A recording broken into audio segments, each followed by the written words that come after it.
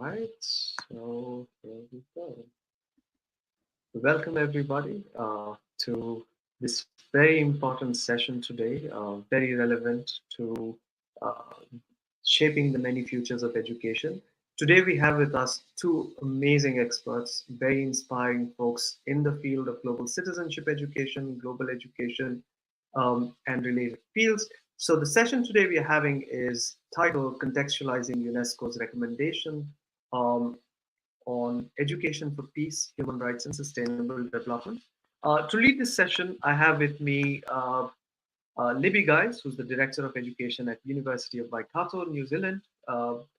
She runs the Centers for Asia Pacific Excellence at the university, and she's also the chair of the New Zealand Center for Global Studies.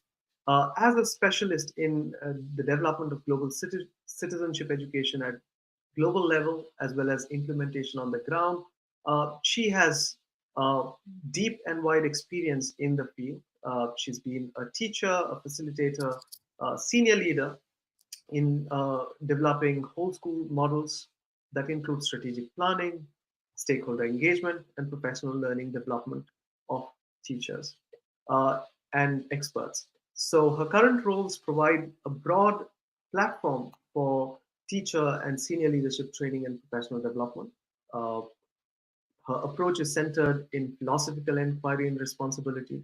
Libby, as a committed leader, is committed to meeting local, regional, international educational aspirations, requirements, and goals aimed at transforming education for a better world. So, a very warm welcome to you, Libby. Kia ora, thank you, Ariane. It's a real pleasure to be here. I also would like to take my pleasure to welcome Dr. Karena Menzie-Ballantyne.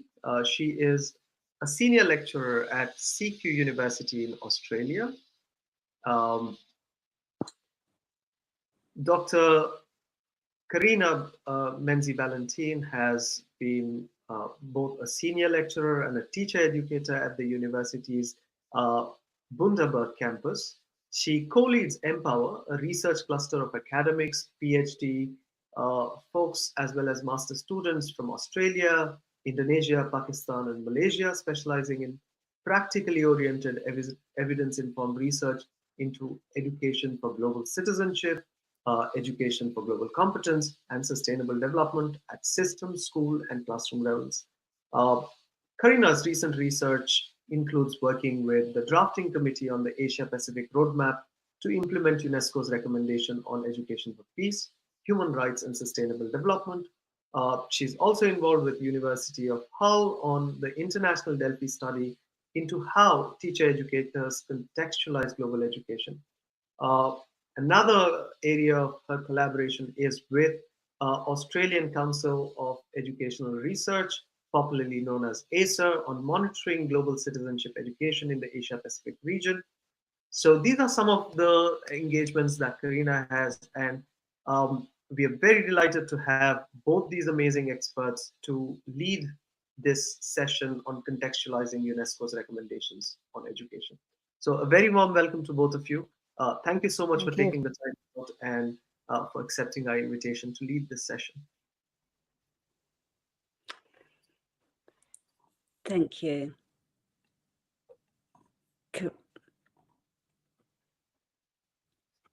Next slide.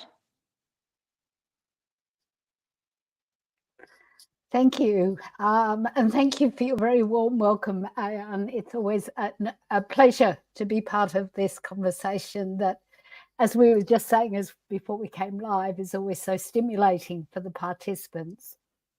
I'd like to begin, as we do in Australia, with an acknowledgement of country.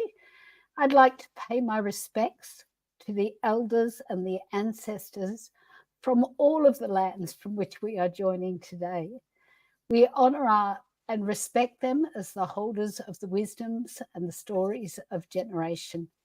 Here in Bundaberg, I honour in particular the traditional owners of the Tarabalang, the Grand-Grand, Gurang, Bunda and Balai peoples. Libby. Tēnā koutou e te whānau. I whānau mai ahau I te taha o te moana o te whanganui atara. I raro I te maunga o te ahu mairangi. Hei uri ahau, no airini, no wera, no ingarangi hoki. Ki te noho ahau I nai nei ki tāmaki makaurau. Hei kai hautu ahau mo arohaina te ao. Ko Libby Giles tōku ingoa. No reira, tēnā koutou, tēnā koutou, tēnā tātou katoa. What I've just given you there is my pepeha, or an introduction to myself and where I'm from, and I'll be tapping back into this a little bit later in the presentation. I was brought up, nurtured and surrounded by the water and hills of Wellington in New Zealand. My ancestry is predominantly Irish. My leadership is grounded in a love of the world. My name is Libby Giles. Greetings to all of you, to all of us. My gratitude goes to our hosts at the Global Citizenship Foundation for their inspiration and practice in global citizenship education and for their incredible organisation of these annual events. Our goals and values are closely aligned as we establish a hub of excellence in global citizenship education at the New Zealand Centre for Global Studies. Ngā mihi nui. Next slide, please. Okay, so let's start with what we call a whanaungatanga, a little connecting activity. So, I don't know how you're all feeling. For me, it's 3:30 a.m. and I have been up for a little while, so I'm feeling quite bright and perky. Maybe not quite, yeah, possibly number 9. But what I want you to say is, oh, look, people are already starting. So that's fantastic. I've already got a sheep number 8 and why. That's exactly what we want you to do. We've got just a couple of minutes for you to put the number in and why you feel like that. I see some numbers coming in. Somebody's Yeah, number 2. great. I think I'm number 2 as well. Yes, I'm sort of half Awesome. asleep because it's Yeah. midnight here. But Liam's presentation woke me up. So Nice. 7 because it's getting late. So, oh yeah, Heidi, yes, I see that. I love the fact, though, that it's just a few 2s, not so much 5s where they're out completely. Not out, and we haven't got any completely lost, you know, people with buckets on their heads either so far. And we have the stylish number 6. A bit frazzled because juggling work and following. Yeah, totally. Yeah. Yeah, the frazzled, yeah. Hard to get the hair right when we've got a lot going on. Oh, Ariane, you're number 8, are you? Okay. Cool. End of the day, quite tiring. Well, look, thank you for being so committed and tuning in for the whole day, because there's a lot of information to take in. Fantastic. And we definitely have a stylish fashionista in there as number 6. Nice. Yes, exactly. Would you like a bit of the flowers and decoration? Quite gorgeous. Yeah, nice. Awesome. Okay, I think we'll move on to the rest of our presentation now. Okay. Karena. I always like to start with this slide because, and I call it my A Rose by Any Other Name slide, because depending on the context we are in, we may or may not be familiar with these different terminologies. And so I've put the whole list up there, and it was interesting that I noted that Liam mentioned similar, that they were going through looking at and trying to find the umbrella term, and they've gone with global education in Europe. But I know that global citizenship education is one that came up very strongly in our Delphi study. I know that Indonesia is doing a lot of work around the 4 Cs. Some of you might know some of the work around that's starting to be called the human competencies, because they have concerns about that word global. So we just wanted to make the point that it is really, really important to understand that there are these different names, different terminologies. They each have their different backgrounds. Global competence is often seen as more market-oriented, more neoliberal.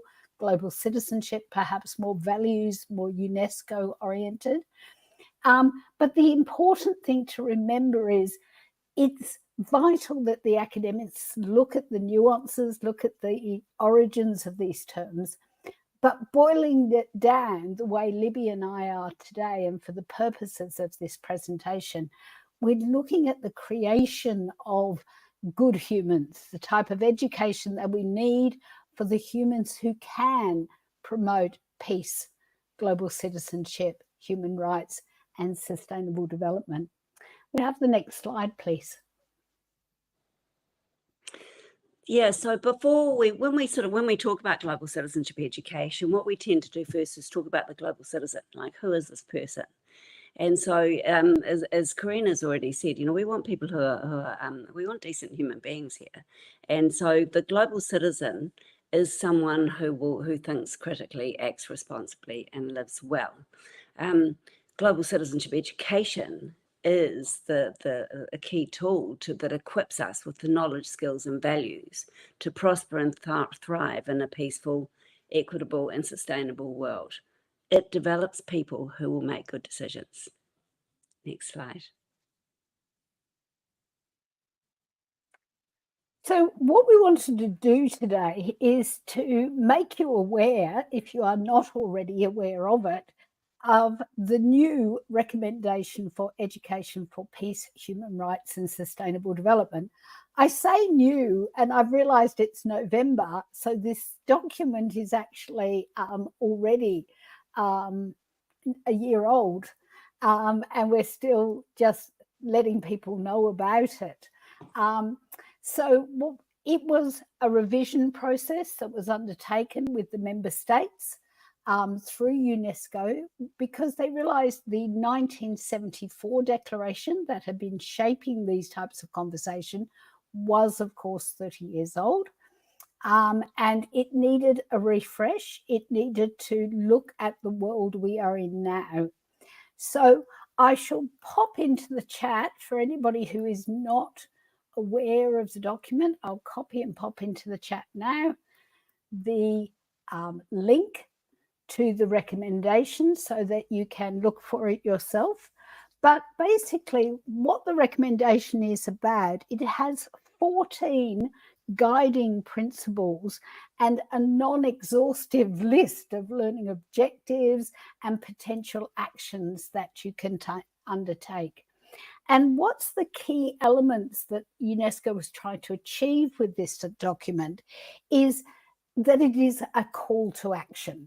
It is a motivator, a moment in time that goes, we're kind of dragging our heels on the SDGs. And we were quoted the other day at the Bangkok meeting, AMED meeting, that at current rate, SDG 4 will be achieved in about 2062 instead of 2030.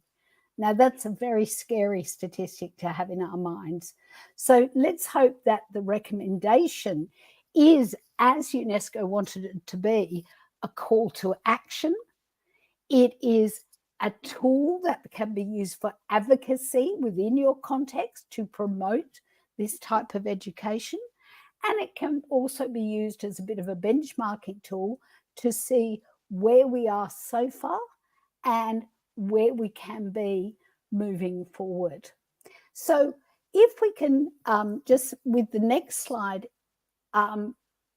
please explain the process that we then took this into contextualizing it in our region. Libby. Yes, you will have. Many of you, probably all of you, will have listened to Liam Wegemont, director of GENE, who will have talked about the Dublin Declaration, which was signed at ministerial level in 2 years ago, at the end of November 2022. Next slide, please. There was a kind of a journey that has gone from the Dublin Declaration to now and beyond, that I just want to take you on a little bit. So in about May 2020, early 2022, I was invited in with a number of other people to the process of that, of developing that European Declaration on Global Education to 2050 as a stakeholder group called the Global Critical Friends. The point of this was to bring people from other regions to give actual global voice to a regional document, a regional agreement. This was a really inspired thing to do of GENE, and it was a genuine, inclusive process, and things that our contributions turned up in the declaration. The role of the Global Critical Friends should have ended when we got to Dublin at the Congress, and the recommendation and the declaration was signed, but it carried on. Some of us were really keen to take lessons from that to our own regions and see what we could do, not necessarily a declaration, but some other way of having a regional approach to this kind of education. So what we did at an UPCEU meeting in Korea, that's the Asia Pacific Center of Education for International Understanding. Karena was there as well, and representatives from UNESCO, Sophia University in Japan, and we formed a partnership in a regional dialogue and put the UNESCO recommendation at the center of the process. So we thought, okay, this has just been recently adopted by every single member state. So a non-binding document, but it has significant moral authority and expectations on the member states. And this is a really good sort of driver forward. Significantly too, global citizenship is in the title language, and that's, for the first time, not argued by any member state. So it was really something to drive forward for us.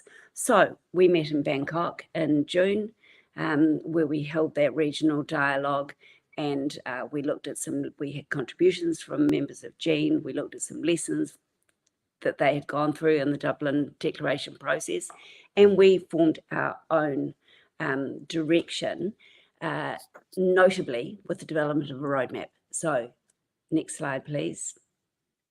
That's the video, if you wouldn't mind playing that, which tells us a bit of a story of that meeting and of the creation of the roadmap. So our wonderful hosts are just going to pop that video on for us. In the midst of the polycrisis that imperil peace, humanity, and the living planet, the recommendation on education for peace, human rights, and sustainable development suggests that knowledge and learning offer pathways for renewal and transformation, and shape how we learn to live with each other and the planet.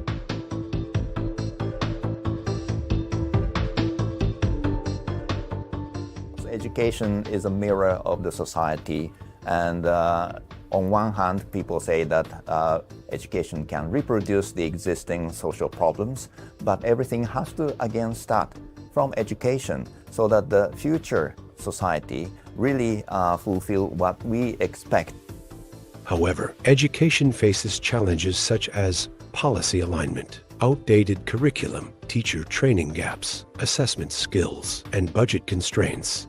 How are Asia-Pacific education systems then preparing learners to innovate and shape a peaceful, sustainable society? In 2023, 194 countries adopted the recommendation on education for peace, human rights, and sustainable development. This recommendation actually shows how to turn the vision of transformative education into reality. The recommendation's beauty lies in its inclusivity, blend of vision and practicality, and its holistic approach. In vibrant Bangkok, UNESCO and partners convened the regional policy dialogue and launch of the Recommendation on Education for Peace, Human Rights, and Sustainable Development in Asia Pacific from 5 to 7 June 2024. For us, this has been an incredibly important opportunity to see how a global recommendation that's been adopted by 194 member states of UNESCO translates into a regionally owned and implemented recommendation. It's non-binding, but what's been exciting for us is to see how much interest and ownership there is here in the Asia-Pacific region. I urge each participant, all of you here, to champion the recommendation and prioritize education as a catalyst for transformation towards peaceful, just, and inclusive societies.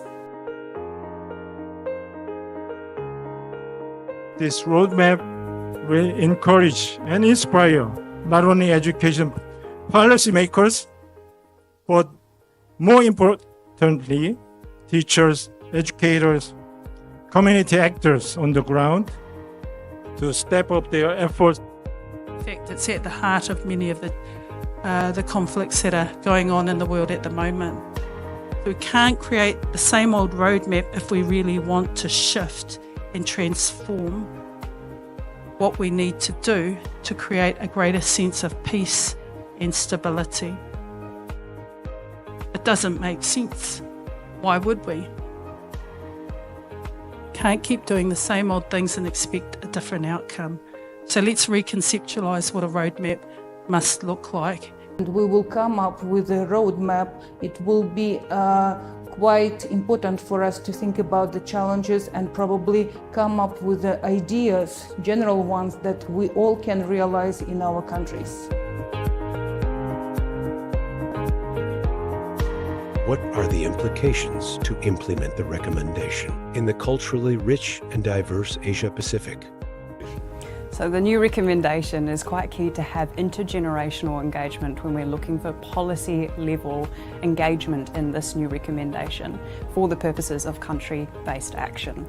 It's important to achieve gender equality and education because what we have achieved so far is only parity and not equality. Equality means that there is equal representation of teachers, but also at the same time that their issues are reflected in materials, education materials. There's no gender bias, there's no gender discrimination that is also embedded in those materials. So I think we can have a lot of awareness and consequentially human rights will be strengthened by introducing it into the curricula and pedagogy. With the child in the center, all stakeholders in education need to come together, work together. What the government is trying to do needs to synergize with what the civil society is trying to do, what parents want, what the religious communities want. When this comes together, we can transform education. Where is my reach? Where do I have influence and where have I built relationships? And that's with my teachers and my students. And so what would be the focus going forward for Niue? And for us, it's our children, because I really want to nurture our children so that they have a strong sense of self and identity and belonging in our village, in our island, in our region, and in the world. By including culture and arts into educational system, we can not only make the education content more contextually relevant, enriched by diverse ways of knowledge, but also foster creativity, critical thinking, and social and emotional learning. Are we ready to transform education? First, let's define transformative learning in our context. Second, about time we renew textbooks to inspire minds. Third, teachers matter and need transformative training. And let us embed and measure in assessments what matters. Finally, communities and youth can help build lasting peace and solidarity. To find out more about the recommendation and other UNESCO initiatives, go to www.unesco.org.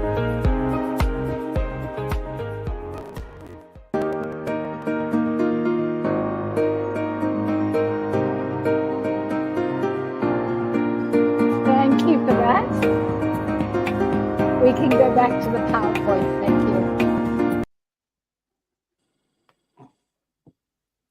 Next slide, please. As you can see, that video explains in a very clear way that we need to take important international documents, and as the lady from Niue so concisely put, we need to know where is our reach, what is our context, what can we do? And as Nanaya told us, we can't have the same roadmap. It's not working. We need to think of new ones. So I'd like to pass over to Libby to start our conversation about how you can contextualize this important document. Kia ora, Karena. As you can see in the screen here, three big ideas in context. These ideas have been formulated with these tohu or designs to go with them at our work at the Centres of Asia Pacific Excellence which is now handed over or passed forward to the New Zealand Centre for Global Studies. These are the big ideas that underpin the work. Resources come and go, ideas come and go, issues come and go, but there are certain principles, there are universal principles that we hold on to. And for us, they're grounded in these big ideas of identity, tuakiretanga, connections, hononga, and kaitiakitanga, responsibility. So I just want to kind of give you a quick example of what this means in my context, and then we've got an activity for you to explore the ideas in your context. So if we go back to my pepeha at the beginning, or my introduction, that told you a little bit about me. It told you that I was the kind of the people and land that I'm connected to in New Zealand, and also in where my ancestors come from Ireland and Wales and England and early New Zealand. So it gives you those connections as well. With the translated words here, the te reo Māori words, you get some kind of other context and meaning to these ideas. So, for example, kaitiakitanga not only assumes the kind of duties associated with responsibility, but a kind of a stewardship or a looking after of land and people, rather than a kind of an ownership. So everyone has their own context. In the video, Mele from Niue talked to her about her context and identity as somebody in her homeland of Niue and in the region and so on. So next slide, please. We'll move forward to our Karena. Yes. So this is, as Libby says, we need to stop and think about who we are, our own identity, where we sit in this, but we also need to think about how do we contextualize these things at multiple layers, within our countries, within our systems, within our schools, within our classrooms. We know from theories of cosmopolitanism that we are perfectly capable of having multiple identities and engaging at all those levels. So just as one quick example here, because we want to hand over to you, I work in the context of Australia, and we have the big picture goals, which are the Alice Springs Education Declaration. Now that has big goals of achieving creative and confident individuals, of creating citizens who are able to contribute to their local and global communities. So it gives us that big picture, which we look at that, we think, oh, that aligns beautifully with what we're talking about in the SDGs, in the bigger pictures of global citizenship education. And if we look at our own curricular document, it is three-dimensional with content, general capabilities like critical and creative thinking, and cross-curricular priorities like sustainability, the biggest issue we have globally. So then we need to take that and we go, as Rosetta puts, this disconnect between the international documents, the SDGs, and what's actually happening in our teacher training and in our classroom. So in Queensland, the state in which I work, the department has its equity and excellence strategy.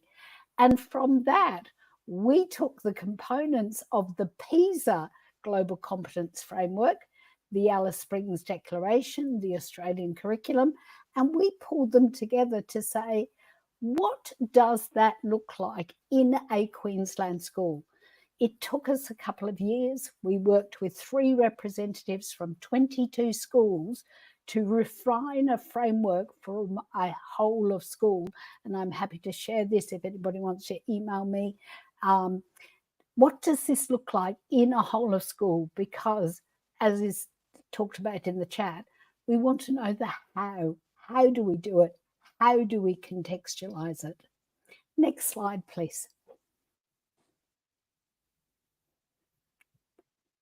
So what we want to do now is over to you and look at your context. Now I'm going to hand over to the more technically competent Libby and our wonderful supporters in the background here, because Slido is not my forte, but I just want to identify the questions, and you'll see those three triangles, those three important key elements that Libby picked up. So the three questions we want you to stop and think about. We know that any global citizenship journey has to start with self. So how do you identify as a global citizen in your context? How does your global citizenship connect you to people, to planet, to places? And how do you, your country or organization, uphold your responsibilities as global citizens? Passing over to you, Libby. Thanks, Karena, and that's quite right. This first place does start with you and the ground you stand on, and this is not about, you know, overseas or international necessarily. You don't actually have to leave your street to be a global citizen. So if we just move to the next slide, and you might have talked me up a little bit too much on the technical abilities, so let's see how this goes. I'm a bit of a Slido novice, I'd have to say. But hopefully you'll connect, and hopefully I've got the questions live.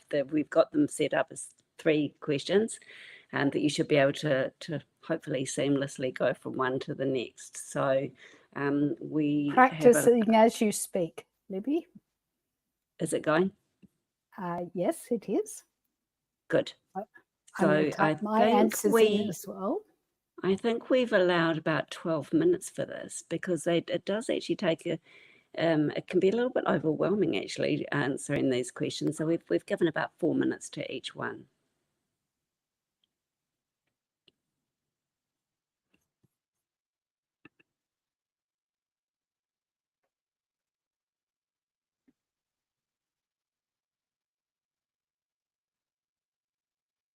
Oh, nice to see some comments coming in.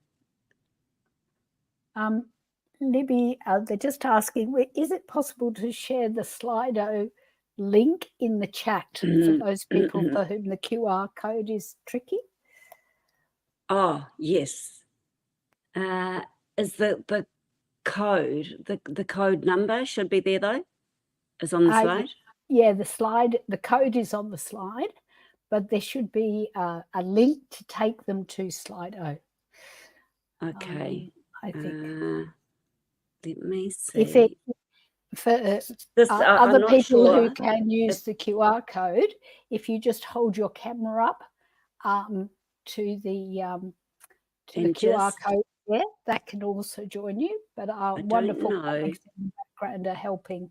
Libby, no, this link is the back end one that I've got, so I don't know. Yeah, looks like our wonderful colleagues have popped. They've sorted it? Yep, they've popped it there in the chat for us. Thank you. Very grateful for the technical support. Okay,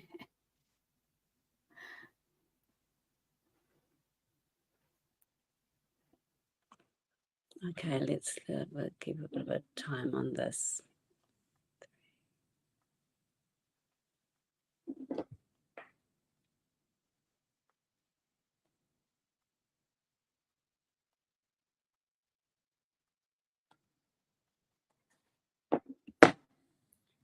I wonder, I'm not sure how I can share the what's coming up. This Slido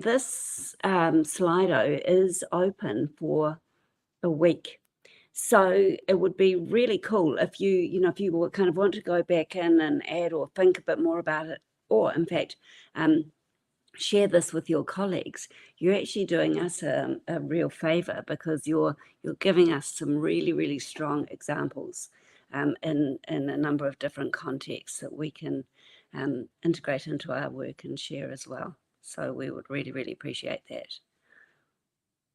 And of course, we're happy to share it back.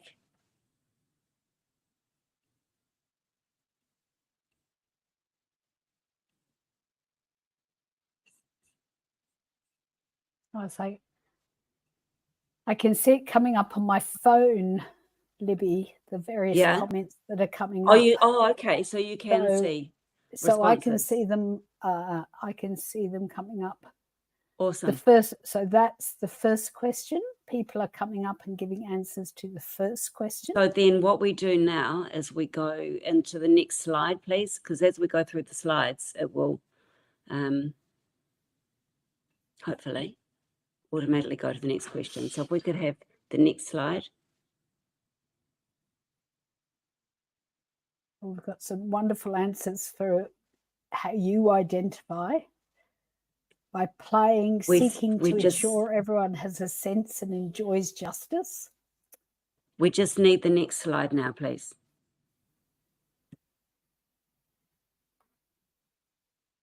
Ah, nice. Okay. I wonder how we move on to the next slide. Yes, the next slide has now come up. The Yes, next and it's all question. magically, you know, works.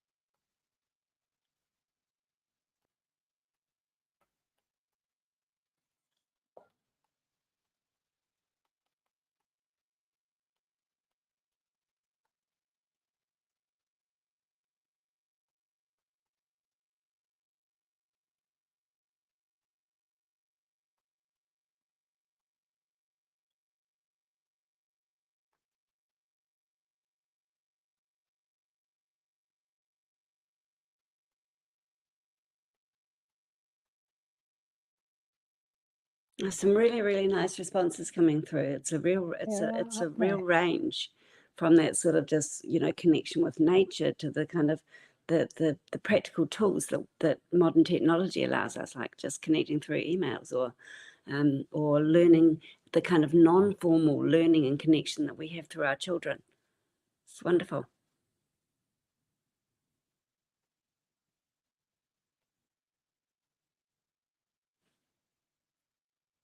So a couple more minutes on this one before we move to the next slide.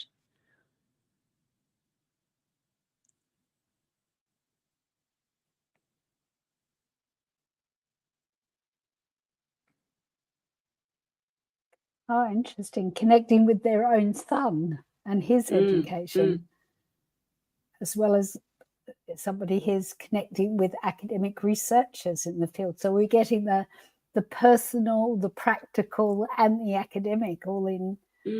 It's really cool to see. And the connections across cultures through the students. The realization that, you know, that what connects me or you is the same. Yes. It's fundamentally the same as others. So it's that real recognition that global citizenship isn't about being the same. That's kind of globalization. This is about recognizing and honoring and celebrating our common humanity, but celebrating our diversity as well. It's really coming through here. It's wonderful. And I see one person, the connection to policymakers, which is a really important one, because it gets back to that comment earlier that, you know, sometimes there's a disconnect between the policy and the practice. So if we can make those connections as well is vital. Absolutely. We can do a lot on the ground, but we need that understanding and support at the policy level as well. Awesome. Okay, I think I'm going to move to the next slide now, please, if that's okay. And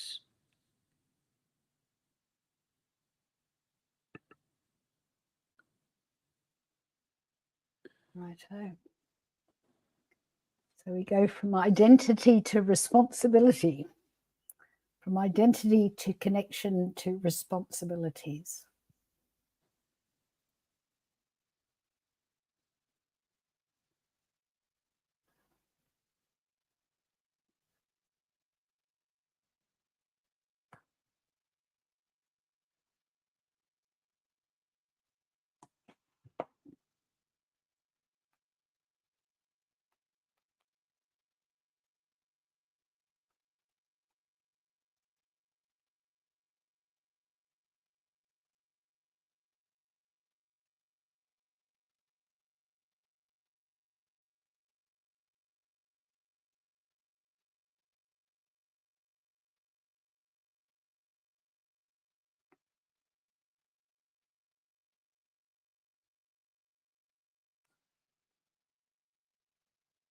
It's really nice. Understanding that each day your decisions impact others.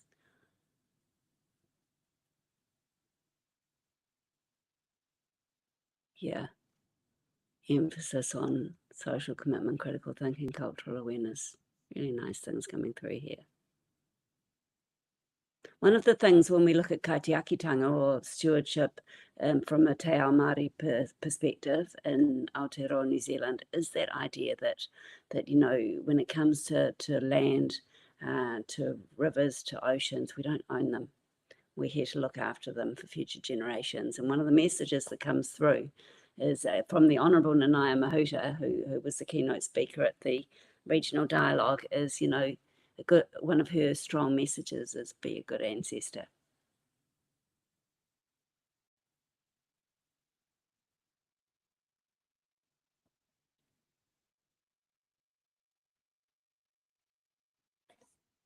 Okay, one more minute on this, and then I'll call for the next slide. Adhering to globally agreed standards and conventions like the SDGs. That's interesting. Yeah. Emphasizing fraternity. And that it's word all very well to diversity. have these agreements, but if we don't honour them. Absolutely. And don't see our roles in them, which is one of the reasons we wanted to do this activity today, because even when we were busily writing the roadmap at the meeting in Bangkok that you saw the video about, we were really emphasizing that unless we take that document home with us, it's just a piece of paper. And that's exactly the same with all of these policies. They're just a piece of paper until somebody enacts them. And soon, with the recommendation, there are guidelines that are due to be published quite soon. And the point of those will be for anyone in a school, a business, an NGO, at government level, to be able to pick up the document and use it in their context. That's the idea anyway. Hopefully that will be its practical application. So thank you so much for these contributions. We will collate them. Please do share with your colleagues and friends if they'd like to contribute, and we'll collate it all within the next week. So if we could go to our next slide. Yes, thank you. As Libby says, thank you for your answers to that. I'm conscious of time, so I'm busting to read a few more of them, but Libby and I will take the time to read your answers offline, and as Libby says, encouraging others to think about and maybe contribute to the Slido as well, because what it is about is this contextualization. I keep using that word. Too often we see curricula or policies that are brought from different regions of the world, sometimes because there's funding attached or other agendas, political agendas that are happening, and they're artificially brought into our contexts. And that never works. It never truly engages your teachers. It never works with your systems, with your curricula. So it's really, really important that we take these documents and we then look like, what does that look like for us at system level, at school level, at classroom level, and for me as an individual. Now, I've popped this little one up here. It's that I'm working with ASA, Arion mentioned earlier. And this has been based on research conducted in Australia, Laos, Philippines, and Korea. And they brought together this toolkit for implementation and monitoring of global citizenship education. Now, I'm not saying it's the be all and end all. We're quite proud of it. But there are other monitoring tools. There are other things out there.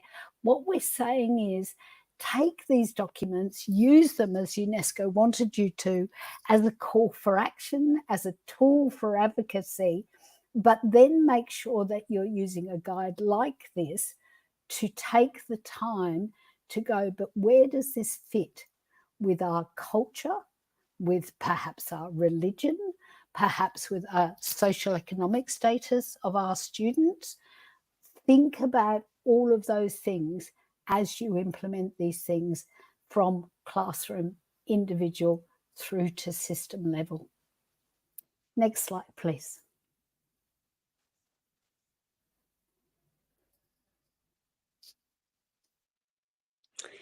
Well, that's pretty much it from us.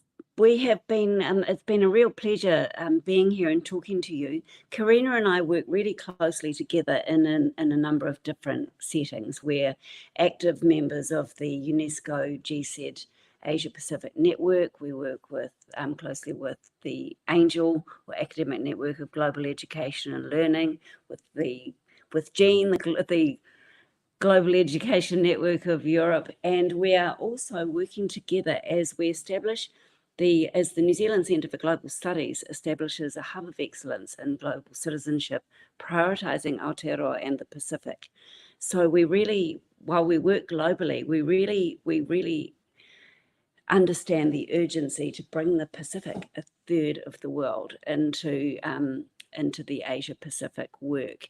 And so this is really about building an ecosystem of people, organizations, interests, themes together. So please do get in touch with us. We would love to sort of, bring you into our journey and hear more about what you do as well. So our contact details are here.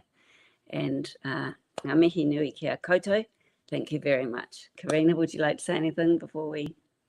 Absolutely. Just to echo what Libby is saying, my own research cluster here at CQU is called Empower, and one of our criteria is amplifying the voices of the Asia Pacific region and the Global South, and we particularly take on RHD students who are working in those fields. So do reach out. We're always happy to talk to other academics, practitioners, policy makers. As Libby says, we play in the same space and in true global citizenship style are always happy to collaborate. I think there might be a question or two, but I'm not sure where to look. So I'm going to pass over to you, Ariane, and you can perhaps let us know. So I think we've relayed the question here, Karena. Okay. How can the population engage with government to align with the roadmap? When government signed the agreement, how do we enforce actioning? This is by Vanessa from South Africa. I've got that's a really great question, actually. And I think, well, do you know what? I think I just asked them. I think you need to, there'll be different ways of accessing policymakers and government in your context, but it might be as simple as writing to your local representative or to the Minister of Education, and you know what? You might find out that some people you talk to aren't even aware that they have in fact adopted this recommendation. So actually bringing this to their attention is a really, really good thing to do, because I think sometimes officials can may be dismissive of agreements that are non-binding. But if you look closely at the recommendation, and you'll see it in that explainer document as well, that there is an expectation, and when the pressure comes from people to honour these agreements, then eventually they take a stronger position. They can become part of what we'd call international customary law. So we can all make a difference, I think, to encouraging our governments to honour the documents. Absolutely. And just picking up on that point, Libby, when we talk about this contextualizing, that can be used for advocacy purposes as well, because one of the strongest things I find when I do professional development with teachers or with school contexts, that sort of thing, is I will study the school, I will study what they're looking for in terms of their objectives, I will look at the curricula they're using, and then I will walk into that session going, well, here's how all these things align. So we're not doing it because if you walk in and they think it's something else, it's another agenda, it's on top of what they're already doing.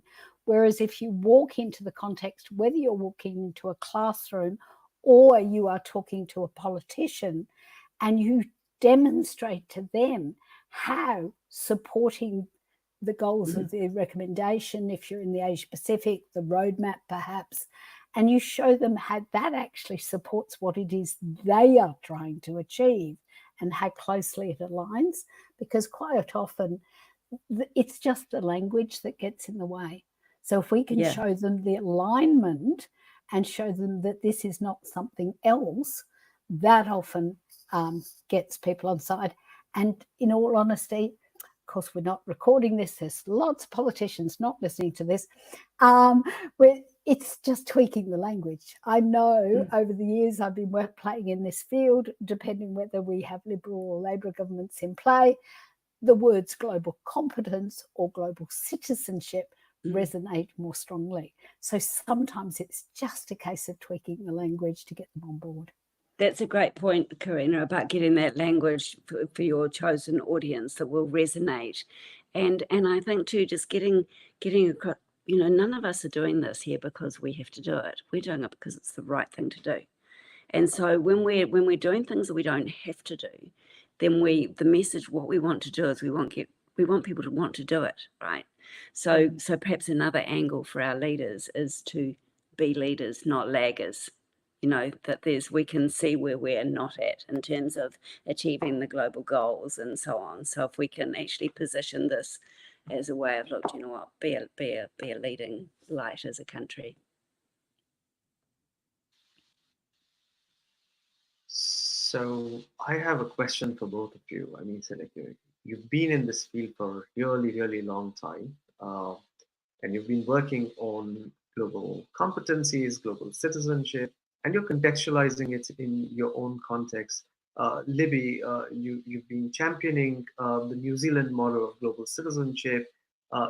Karena, you've been looking into integrating global citizenship in the Australian context, as well as, like, you know, both of you are working on Asia Pacific context. So what, like, I'll break down my question into two parts. What drives this, what do you call, motivation for you to contextualize it for your own regions, one? And two, in general, what motivates you? Because I think, like, you know, given that you've worked for such a long time, it would be really interesting to know before we wrap up, what drives you? If I can just give a little example of something we're doing at the moment. We got our entire research cluster together face to face, which is for the first time in 2 years recently. And what we're actually doing is we're writing an autoethnography around the question of what experiences shaped you to become or being a global educator. And I mean, these are people I've worked with for years. It's been absolutely fascinating. So ask me that question again next year at the conference, because we will have gone deeper. But in the initial looking and digging through themes, it appears that one of the things that inspired and motivated us was not so much travel as immersion in a culture other than our own was certainly one. Persistence and resilience seems to come through very strongly. And I think as a global educator, oh my goodness, you look at the news and you give up and you think, well, you know, so that where does that persistence and resilience come from? But one of the strongest themes that's coming through the autoethnography, it's late, is hope. That word hope keeps coming up and up and up. So I think that's part of the motivation. And just for part B of the question, the contextualization part is, for me, it's always about we should never, ever, ever impose. I was presenting for an Indonesian civics education conference the other day and showing them how global citizenship aligns with Pancasila, but with the big rejoinder at the start to say, this is a discussion starter. This is an outsider's perspective to start a discussion, not impose. So I think that's really important for any organization, including people like UNESCO, that we don't impose. We guide and allow it to come from the grassroots up. Thank you, Karena, for sharing that. Libby. Nice. So these are really lovely questions, and I'll keep it. I could go on for ages about this. I love this part of the discussion is totally me. I think in terms of the context, it's taitoku absolutely what Karena has said too about the not imposing. This is not about some cookie cutter model of education and dumping it on people to use. Context. If people, organizations, countries don't see themselves in this space, it's not going to work. You've got to actually have an understanding of the concepts and where you sit in that. You've got to see yourselves in it. It's really, really important. And I think sharing your own context with others helps them to see their context in it as well. Motivation. I'm a really a kind of a big ideas person. I love philosophy and politics. I came to teaching with an atypical background and found my niche in global citizenship. I also have this really strong feeling about the education systems that we're still in. You know, we don't live in the industrialized world anymore, yet education is still largely running on a sausage factory model. That is siloed and sort of, you know, spitting people out according to certain benchmark standards to get certain jobs and things. And the world just isn't like that anymore. It's globalized, networked, chaotic. And I think that we absolutely need to be able to navigate that kind of complexity. So in the work that we've developed, we've got a kind of a movement really called Step Up to the World. And that's what we want people to do. We want people to step up to the world so that they will thrive with courage and confidence and be able to navigate these the challenges that we have, but also the incredible opportunities. So that really motivates me. And I see people from across all sectors having an interest there as well. I'll leave it there because I could go on, really. And I could go on listening to you, what you have to share, Libby and Karena. Really thank you for being such generous friends of the foundation, contributing your time irrespective of your time zone. Really, really appreciate this. And I'm really looking forward to seeing you yet again next year at the ICTE, which will be around the same time. So thank you for all the work that you've been doing. I think this is something that drives us when we look at amazing leaders like you driving what you call intellectual discourse on global citizenship and on the very future of education. I think this is really crucial and really, really appreciate bringing in so much attention to this amazing UNESCO recommendation, which has the potential to transform education for human and planetary flourishing. So this was a very vital session. Thank you so much for your contribution. And to all our attendees, tomorrow we are going to have some really interesting debates, discussions, as well as what you call learning sessions. This conference is one of the few spaces where experts are forced to take a position which is not theirs and engage in a critical dialogue. So this is a very exciting thing that we will be involved in the next 2 years. I'm sorry, 2 days, and perhaps years to come. So, and for years to come. Looking forward to your presence. So thank you so much. It was lovely. Folks, this is also an opportunity for all of us to network. So in case you have time after this, I know this is a long day, try to connect with your peers who have joined the conference and have a more networked experience. Thank you once again. Thank you, Libby, and thank you, Karena, for the amazing contributions. Thank you, Ariane. Thank you, everybody. Thank you.